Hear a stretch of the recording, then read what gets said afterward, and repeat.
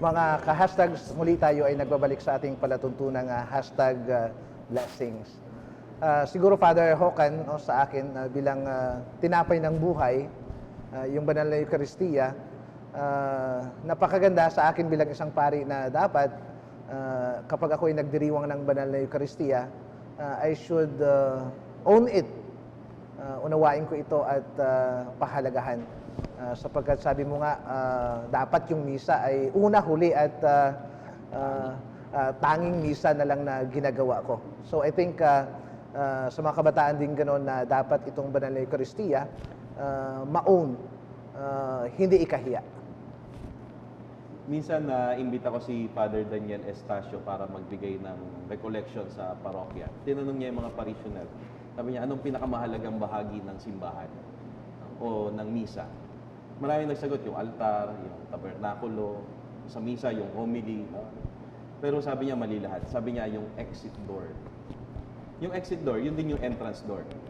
Pero mas magandang sabihin na exit door. Kasi bakit?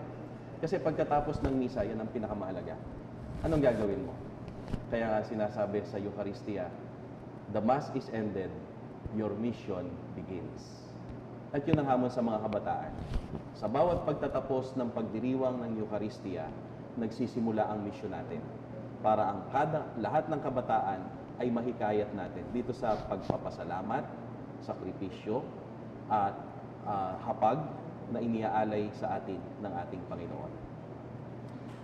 Kaya nga, ako po muli si Father Johan Samson, kasama po natin si Father Bebot, at saka si Andrew, at saka si Mitch, nagbibigay at nagpapasalamat sa inyo sa isa na namang serye ng ating programa, ang Hashtag Blessing, na ang hangad lamang ay magbigay ng ligaya, pag-asa at aral, at ito ang usapang kasama natin ang ating mga kabataan. At ito na naman ang programang Hashtag Blessing. Joy, peace, patience, these are things that matter. Kindness, goodness, longanimity, mildness, faithfulness, modesty besides, continence and chastity, love and unity. Hashtag blessings, our lives are gifts from above. Hashtag blessings, you fill our hearts with love.